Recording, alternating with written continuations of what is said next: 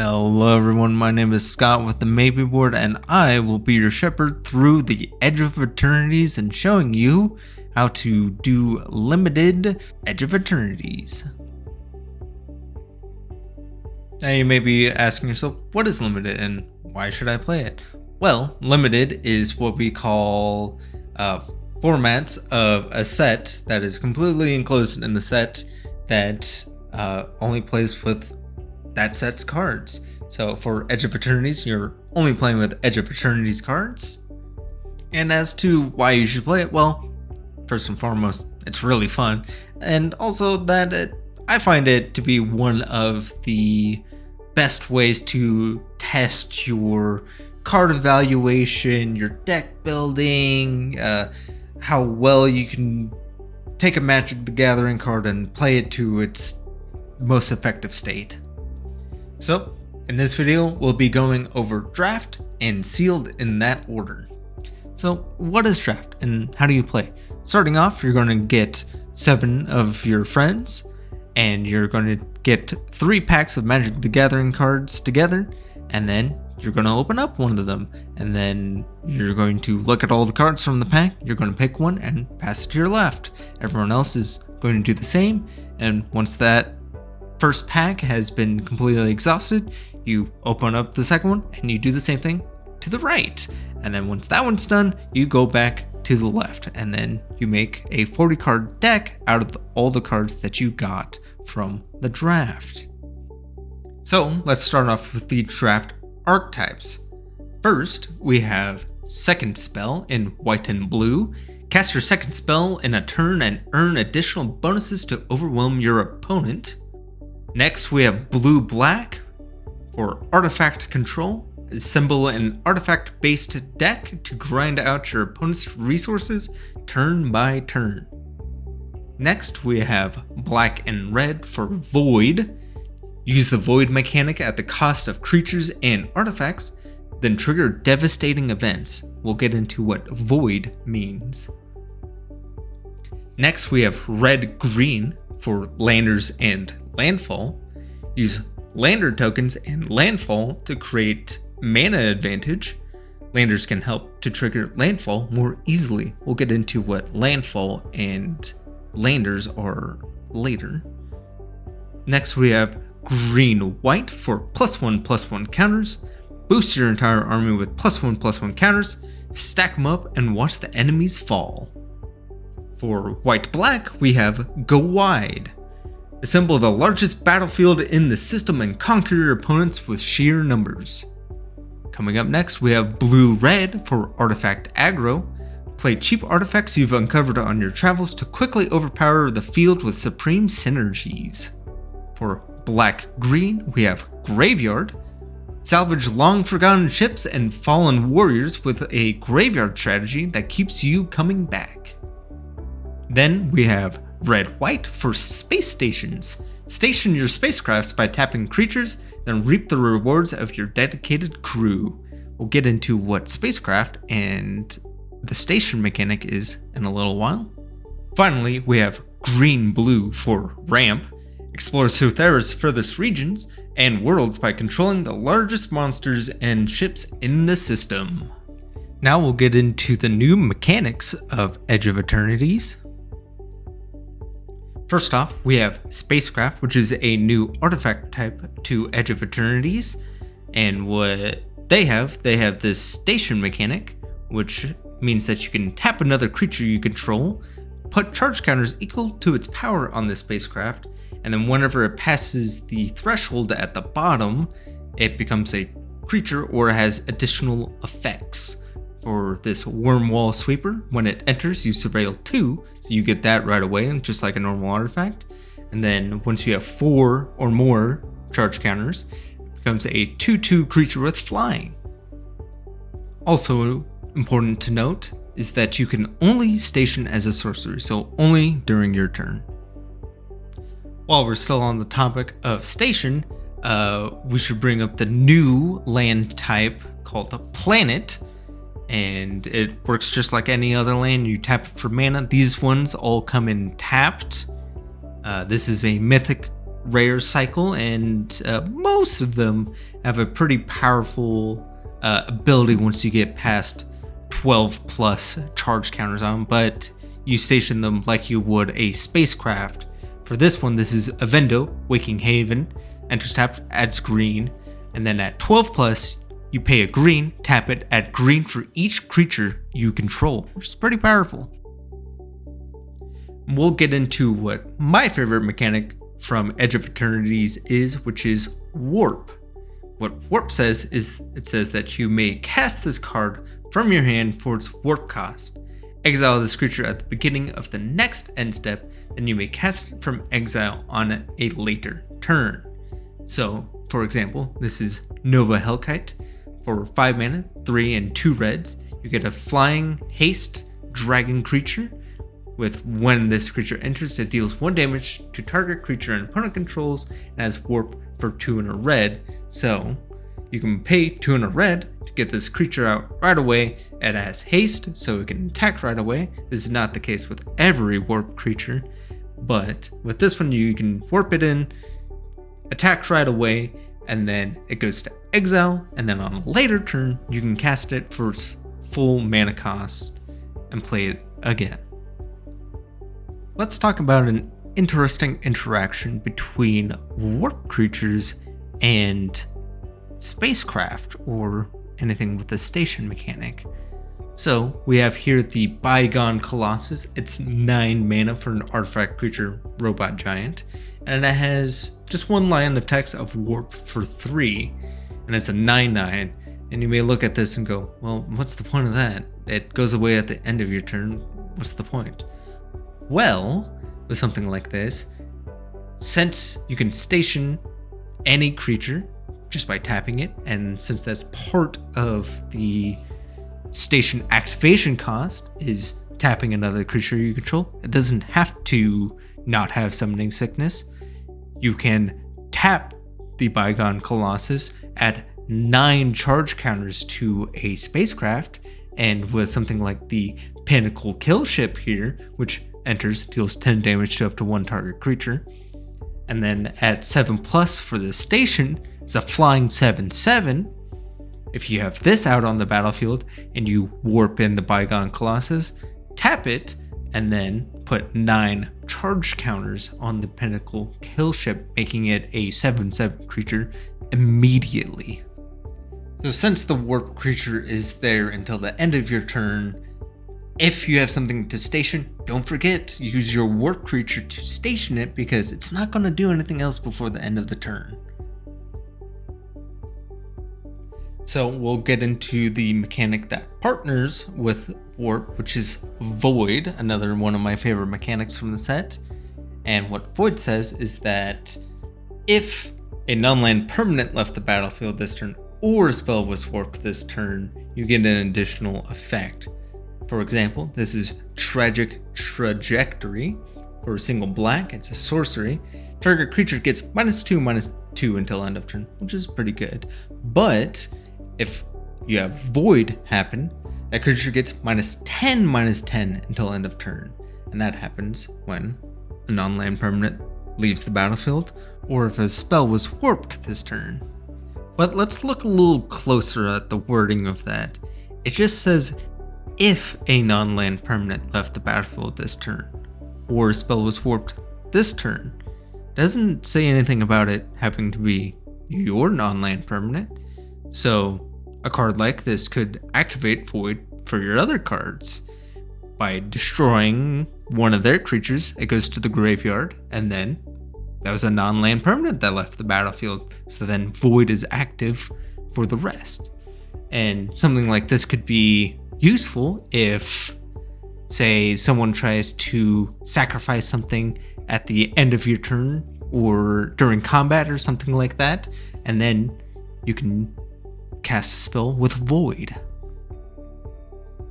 So this is what a permanent card with the Void mechanic would look like. This is Elegy Acolyte for 2 black. It's a creature human cleric with a lifelink. and then it has some text, and then but what we're looking at here is void at the beginning of your end step. If a non-land permanent left the battlefield this turn or a spell was warped this turn, create a 2/2 colorless robot artifact creature token. So on a permanent card, or in this case a creature, void will usually read something like at the beginning of your end step. So if a non-land permanent leaves the battlefield on either side during the turn, or if a card is warped during the turn, then this card would trigger. And finally, but not least, we have the Lander token. This is new to Edge of Eternities. It's a token artifact Lander, and it has 2 tap, sacrifice this token, search your library for a basic land card, put it on the battlefield tap, then shuffle. There's a handful of cards that make these tokens from all the colors. So now that we know all of the mechanics of Edge of Eternities, let's get into the draft. Starting off, you're going to take 3 Edge of Eternities packs, and then we will take these, and this is your drafting pool. You're going to take all 3, and we'll start. Pick 1 pack, and this will be your starting pack. So I'm going to show you how I draft a pack. So I'm just going to look through the cards here. I'm just going to thumb through, and I'm vaguely reading the cards as I go through. As you play more and more, you get to know the cards. I see this card, I'm like, oh, that's not bad. Tragic Trajectory, I already like that card. Passing through. This is our rare here. This is the foil. There's the land and the token. The token you just toss to the side, and now I'm gonna really look through and see what I like. This Decode Transmissions, I like that card a lot. This beast, this red beast here, it's like interesting. These are pretty cool together. It's mostly between these two. Tragic Trajectory can combo with Decode Transmissions later, so let's take that. Taking removal early is good. We flip it over and we pass it to our left so that the next person can draft, and then we're going to reach over to our right and pick up the pack that was passed to us. Again, just going to go looking through. I know most of these cards at this point. You can pause at any point to look at them. Dog. Ooh, Hilderblade. I like this card a lot. That's quite good. Let's see. Void. Oh, someone passed me a 0-point ballad. That's a really good one. 2 foils. Not bad. Let's see here. Yeah, I'm going to take that, I think. We're planting ourselves in black here and then pass to the left again. So that's how I draft. Just as a reminder as well, you go through the whole pack. So you pick one and you pass it to your left starting off. And then you pick up the pack to your right, you pick one, pass to the left until everyone has gotten all of the cards from all of the first packs. And then you open up the second pack and then you pass to the right now instead.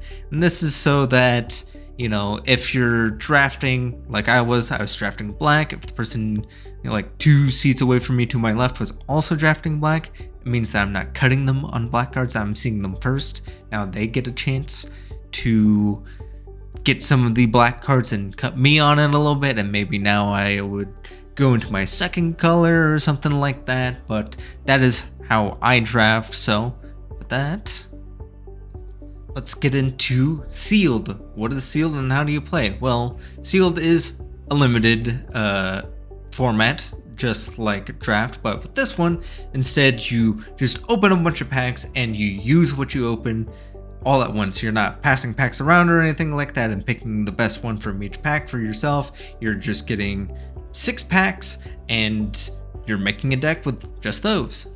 So starting off, you're going to grab 6 packs of Edge of Eternities play boosters, and this is what we call your sealed pool.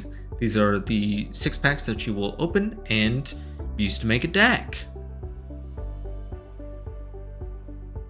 So I would show you how I make my sealed deck, but before we get to that, I wanted to go over some limited cards to look out for. These are cards that when you're opening packs, whether it's for draft or sealed, these are things that you should look out for. So starting off, I'm going to show the draft archetypes, the Signpost Uncommons. Those are cards that are at the uncommon rarity, that are the 2 colors that correspond with the draft archetype, that really push you in the direction showing you what that deck wants to do. I'll show you that card, and then I'm going to show you 2 uncommons and 2 commons from each of the colors, show you some of the advantages and disadvantages of that archetype. I'm going to stay away from showing you any of the rares because I think you could probably figure out that if a rare says, oh, put more 1/1 counters on your thing for 1/1 counters, it's probably pretty good. So speaking of 1/1 counters, let's start with +1/+1 counters. This is Halia, Ascendant Cadet for 2 green, white. Legendary creature, Human Soldier. Whenever Halia enters or attacks, put a +1/+1 counter on target creature you control. Whenever one or more creatures you control with +1/+1 counters on them deal combat damage to a player, draw a card. Obviously, she's perfect for this. The +1/+1 counters deck wants to get big, do +1/+1 counter synergy, and hit them hard. One of the ways to get big is the Atmospheric Greenhouse for 4 and a green, a spacecraft, and when it enters, put a +1/+1 counter on each creature you control. That works great. And then at a certain point, if you want to station it at 8+, it gets flying and trample. Next up, we have the Weft Blade Enhancer for 5 and a white. You get a Drix Artificer, which reads, when this creature enters, put a +1/+1 counter on each of up to 2 target creatures. It's a 3/4, but you can warp it for 2 and a white, so it gets you +1/+1 counters early, which is great. So one of the downfalls of this archetype is that it really needs creatures. It needs creatures to put +1/+1 counters on. And that's where the Rayblade Trooper comes in to save the day. For 2 and a white, you get a Human Soldier with, when this creature enters, put a +1/+1 counter on target creature you control, and also whenever a non-token creature you control with a +1/+1 counter on it dies, create a 1/1 white Human Soldier creature token, and it warps for 1 and a white. You get the +1/+1 counter early, and then later you can cast it again, get another +1/+1 counter, and then whenever one of your creatures with +1/+1 counters on it dies, you get a creature back to put more counters on. And finally, we have the Drix Fate Maker for 3 and a green. You get a Drix Wizard with, when this creature enters, put a +1/+1 counter on target creature, and then it also reads, each creature you control with a +1/+1 counter on it has trample, and it warps for 1 and a green. This card is fantastic because it means that you get to trample over all the little creatures that some of the other decks might have. Allows you to get into with attacks and stuff like that, to deal some damage along the way. It puts more counters on it, and this is a common. This is a great card for this archetype. Next up, we have Artifact Aggro with Mnemon Uthros Exile. I nailed that. For 1 and a blue and a red, you get a legendary creature Jellyfish Advisor with flying. It's a 1/3 and reads, whenever an artifact you control enters, put a +1/+1 counter on target creature. So the strategy is pretty simple then. Get artifacts, go fast, hit hard, job done. And here we have, for a single red mana, we have Kavaron Harrier. This is an artifact creature robot soldier. Whenever this creature attacks, you may pay 2. If you do, create a 2/2 colorless robot artifact creature token that's tapped and attacking, and you sacrifice that token at the end of combat. And it's a 2/1. This is aggressive, goes fast, gets you another artifact on the field. Fantastic card. So something that this deck is going to struggle with is needing more cards. They're going to play a lot of cheap artifacts, go fast, attack, your stuff will get removed, and so you need to refill your hand really efficiently. A great way to do that is the Cryogen Relic. For 1 and a blue, you get an artifact with, when this artifact enters or leaves the battlefield, draw a card, and then for 1 and a blue, you can sacrifice it, put a stun counter on up to 1 target tapped creature. So this is a way to just get another artifact. It draws you a card, later when it leaves. Fantastic for refilling your hand. Another fantastic card in the same type of vein is the Melded Moxite. For 1 and a red, you get an artifact. When this artifact enters, you may discard a card. If you do, draw 2 cards. So this is more card selection and draws you more cards than you lose. And then 3, sacrifice this artifact, create a tapped 2/2 colorless robot artifact creature token. So you get yet another artifact out of it. So if you get into the late game where you start playing bigger artifacts like the Mechan Assembler for 4 and a blue, you get an artifact creature robot artificer. When another artifact you control enters, create a 2/2 colorless robot artifact creature token. This ability triggers only once each turn. This means that if your board starts getting picked apart, there's a lot of board wipes in this, you get a chance to rebuild, which is important when you get into more grindy games. Now we have artifact control with Alpha Rael, Dreaming Acolyte for 1 blue and a black. You get legendary creature Human Cleric. When Alpha Rael enters, draw 2 cards, then discard 2 cards unless you discard an artifact card. During your turn, Alpha Rael has Death Touch. Now it's not immediately obvious what you need to do for a control archetype, but what's important is you get artifacts and draw cards. Cards like Cerebral Download read 4 and a blue, it's an instant. Surveil X, where X is the number of artifacts you control, then draw 3 cards. So you get to look at more cards if you have more artifacts on the field, so wanting more artifacts and artifact synergies like this is perfect. A problem that this deck is going to run into is stopping attacks. You're going to have great ways of drawing cards and stuff like that, but you need ways to preserve your life total in the early game from the more aggressive decks that are in the environment. One great way of doing that is with the Mechan Shieldmate. For 1 and a blue, you get an artifact creature robot soldier with Defender.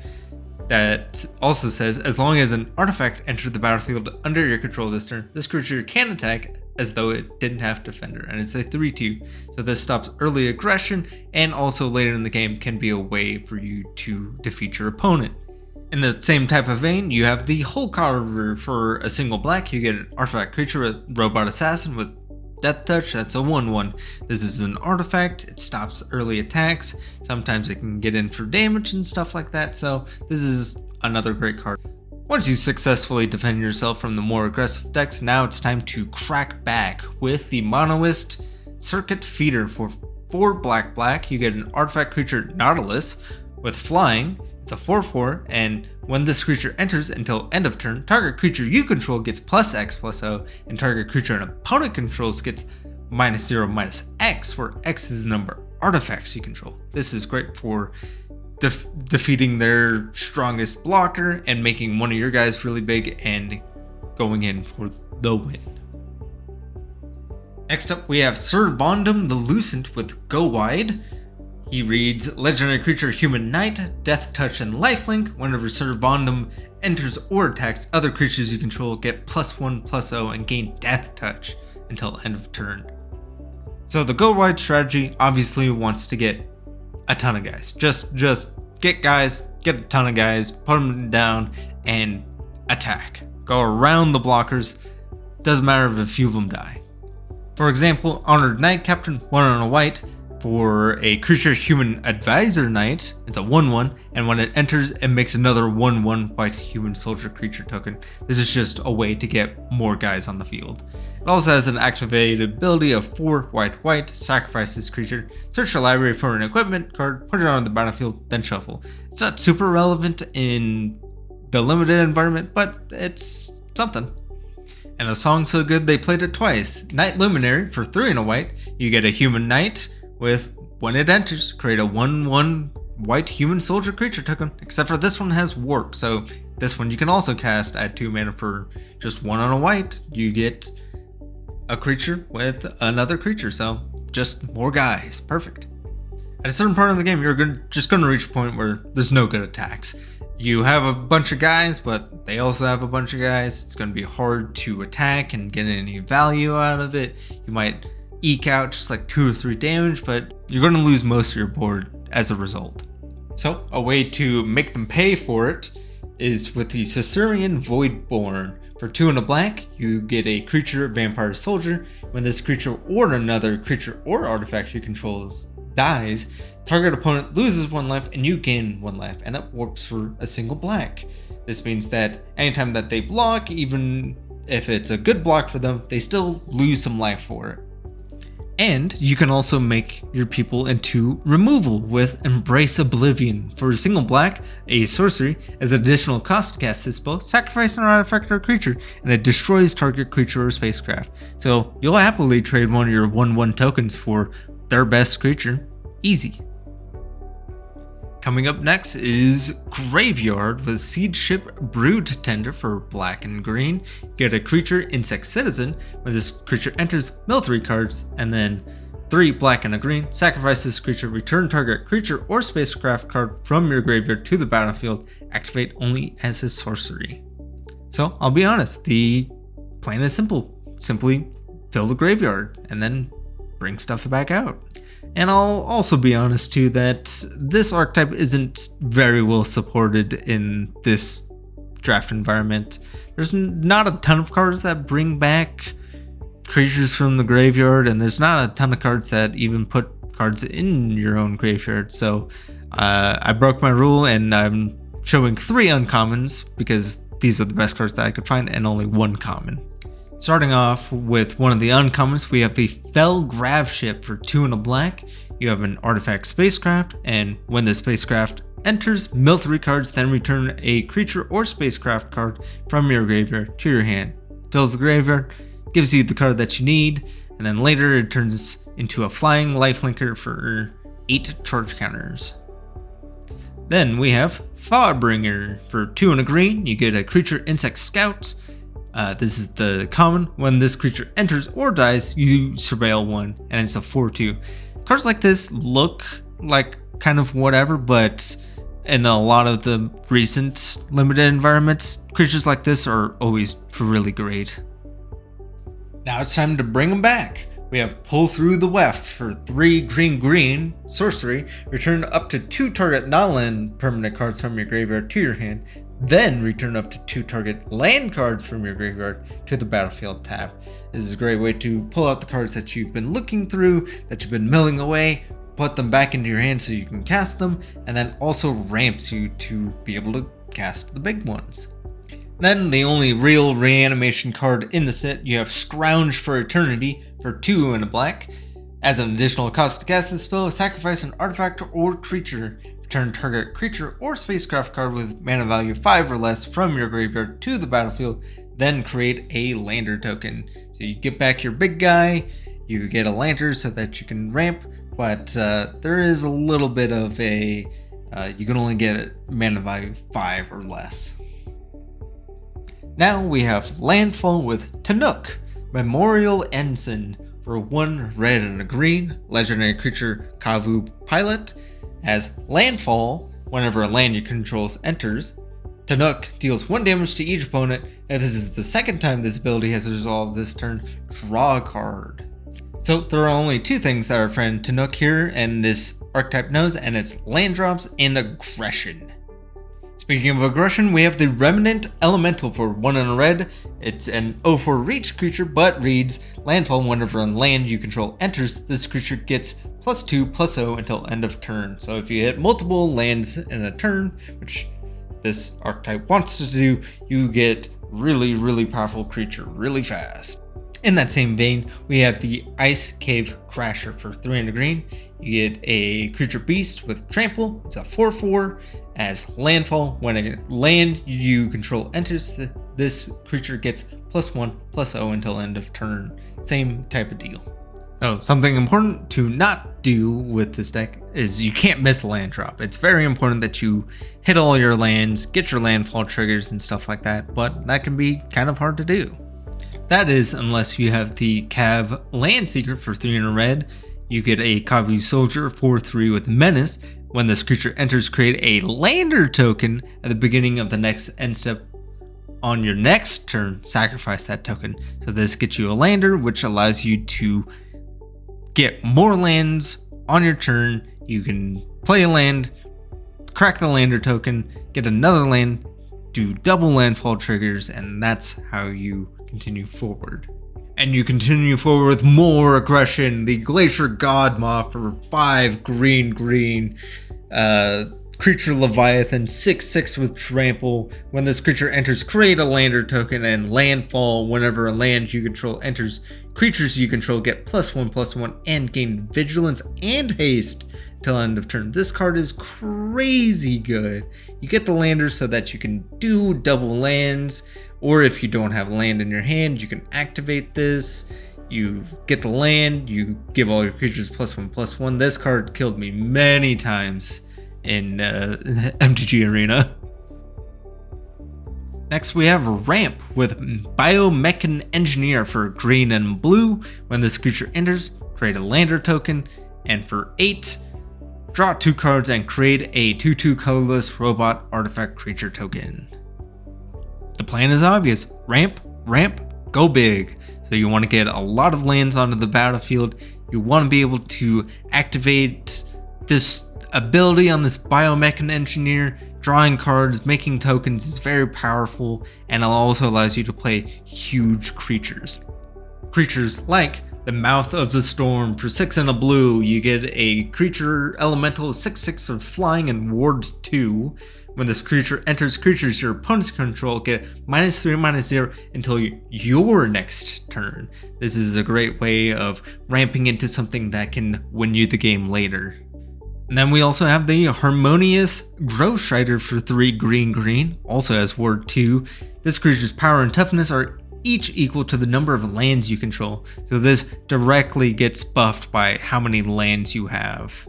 One of the biggest problems that this deck is going to have is it's very weak to early aggression. You want to be taking those early turns to ramp, get more lands on the battlefield and stuff like that. So you're going to want to protect the plan. Divert Disaster, 1 and a blue, counter target spell unless its controller pays 2. If they do, you create a lander token. This allows you to counter spell something early that might be a big threat to you, and if it's late in the game, you might tax their mana and you get a lander token for your trouble. Another great card for this is Sammy's Curiosity for a single green. As sorcery, you gain 2 life and you create a lander token. This adds to the ramp and also pads your life total for those more aggressive decks. Now we have second spell with Station Monitor for white and a blue. You get a creature Lizard Artificer. When you cast your second spell each turn, create a 1/1 colorless drone artifact creature token with flying, and this token can block only creatures with flying. So you want to play 2 spells a turn, and you have cards that give you synergies for when you do that. A great card for an example is the Bright Spear Zealot for 2 and a white. You got a creature Human Soldier with Vigilance, and this creature gets +2/+0 as long as you cast 2 or more spells this turn. You cast 2 spells, it becomes a 4/4. It becomes really hard to block when you're holding up a bunch of mana during combat and stuff like that. This is a very tricky archetype to play around. Or you can just get something big if that's what you want. You have the Gigastorm Titan for 4 and a blue, but it costs 3 less to cast if you cast another spell this turn, and it's a 4/4. So if this is your second spell or even your third spell, it only casts 2, which is really good early in the game. Problem that you might see immediately is, well, if you're casting 2 spells, it's going to be hard to cast 2 spells in further turns. You're only drawing a card a turn. And that's where I say you're wrong, my friend. Just simply draw more cards. It's the Sunstar Lightsmith for 3 and a white. Creature Human Artificer, it's a 3/3. When you cast your second spell each turn, you put a 1/1 counter on this creature and draw a card. So every time you're casting 2 spells, you get a card back. Perfect. Another great way to get that card back is with cantrips. These are spells that when you cast them, you draw a card. For example, Mental Modulation, 1 and a blue for an instant, and the spell casts 1 less to cast during your turn, and you get to tap target artifact or creature and draw a card. So you can stop a blocker from blocking something, you draw a card, then you can have your second spell ready to go. Alright, and now we have Space Stations with Sammy, Ship's Engineer for 2 red and a white. You get a legendary creature, Human Artificer. At the beginning of your end step, if you control 2 or more tapped creatures, create a tapped 2/2 colorless robot artifact creature token. What's a great way of tapping your creatures, you say? Well, spacecraft, of course. And you're getting paid to tap them too. Charge up your space stations and get value out of it. One great space station to charge up is the Wedge Light Rammer for 3 and a white. You get an artifact spacecraft. When this spacecraft enters, create a 2/2 colorless robot artifact creature token, which will help you station your spacecraft. And at 9+ charge counters, you get flying, first strike, and it's a 3/4. Pretty good. Another great spacecraft that can eventually win you the game too is the Galvanizing Saw Ship at 5 and a red. You get a spacecraft with station with no text when it comes down, but only for 3 charge counters. You get a flying haste 6/5. That is a beating. Now you might be saying, oh, but Scott, stationing's too hard. I don't want to have my creatures tapped. They should be attacking or blocking for me. And to that I say skill issue. Just make them bigger or make more of them with Frontline War Ravager for 2 and a red. At the beginning of your end step, if you control 2 or more tapped creatures, put a +1/+1 counter on this creature. This guy gets big. He can be the blocker. You know, he can station the things a lot easier. This is a growth threat. This card's great for this. Speaking of fantastic cards, we got Dawn Strike Vanguard for 5 and a white. Creature Human Knight with lifelink. It's a 4/5, and at the beginning of your end step, if you control 2 or more tapped creatures, put a +1/+1 counter on each creature you control other than this creature. This makes things so big. Lifelink is so powerful and limited. This card's fantastic. And finally, but not least, we have my favorite archetype. We have Void with Interceptor Mechan. 2 black and red. You get an artifact creature robot with flying. It's a 2/2. When this creature enters, return target artifact or creature card from your graveyard to your hand and has Void. At the beginning of your end step, if a non-land permanent left the battlefield this turn or a spell was warped this turn, put a +1/+1 counter on this creature. So this archetype wants to be aggressive and remove things. If you remove something, it activates Void. You get the Void triggers of all your stuff, and you get aggressive because your creatures end up getting big from this. And if they have nothing to block with, well, it's free pickings. Decode Transmissions is a great card for refilling your hand. For 2 and a black, a sorcery, you draw 2 cards and lose 2 life. However, if you activate Void, you instead draw 2 cards and each opponent loses 2 life instead. So you keep with the pressure, you keep drawing cards, and you've already removed something or you warped something this turn. This card's great. Next up, we have Plasma Bolt for a single red. It's a sorcery. Plasma Bolt deals 2 damage to any target unless you activated Void. If Void happens, then it deals 3 damage instead. So this is a great way of either starting the Void chain, you kill something that has 2 or less toughness, and then you can activate Void that way, or this is a great way of continuing pressure. If Void has already happened, throw a bolt to their face. Who cares? One fallback of this is that, well, it's sometimes hard to enable. It's hard removing your opponent's creatures. Sometimes they don't really have anything, or, you know, you don't have the right pieces of removal yet. You have all the creatures, but not the removal part. But you always do have the great benefit of doing it on your own terms. Warping is still part of the Void mechanic, so you can warp in Memorial Team Leader. It normally costs 3 and a red, but warps for 1 and a red, and during your turn, other creatures you control get +1/+0, so it makes for really good attacks. Another great way of doing it is with Umbral Collar Zealot. This card is sweet. For 1 and a black, you get a creature human cleric with a line of text that just says sacrifice another creature or artifact and surveil one.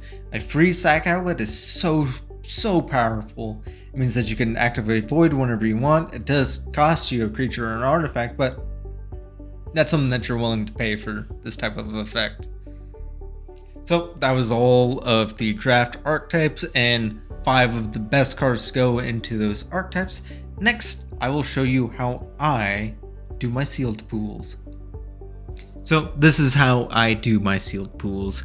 All I do is I start with a single pack, I rip it open, and I'm looking at the cards, but what I'm really doing here is I'm just sorting the cards by color. I put them in Wooburg order just because that's how I like to do it. And as I go through the packs, I'm paying attention to what is, the colors that I have most of currently. I have a lot of black and red. I put the multicolored cards off to the side, put the land cards off to the side. The basic lands can go in their own pile to the side, doesn't really matter. Throwing the tokens off. And yeah, as I'm going through here, I'm noticing, wow, this is a lot. Wow, look at that. This is a lot of black and red cards already. Like, I'm getting, like, the Watery Grave's great because that's color fixing, but, I'm not getting a ton of white. I'm getting some green cards here and there. Even the black, removal, I'm getting a ton of removal. Vote out, graph kill. Removal is really great, especially in sealed, just because you get to have an answer for whatever it is that your opponent is doing. If they've got a bomb, you have an answer for it. If they're being really aggressive, you have an answer for it. So lots of removal is typically pretty good in sealed. And I keep pointing out these dual lands, whether they're from the Stellar Sights bonus sheet or they're the shock lands from the main set. It's important to have a little bit of fixing, especially if you end up going more than 2 colors. I think 2 colors are probably fine if you don't have a lot of fixing, but it's a good idea to have a lot of fixing. Right here, I'm done pulling my packs, but I've noticed I don't have a lot of white. I'm taking it and I'm just chucking it to the side. Looking through the blue cards, I'm like, they're kind of whatever. Looking at the multicolored cards, I put the Cosmic Wave to the side because it's not super great. The Tezzeret's awesome. Endzone's really cool. These colorless cards are super playable. Foil Adagio is really cool. This is a dual land in my colors. That's great. I'm not playing blue, so the Watery Grave can go to the side. That's a great card for black and red if I go that way. Now I'm going to look through my black cards and go, oh yeah, a lot of these are working great together.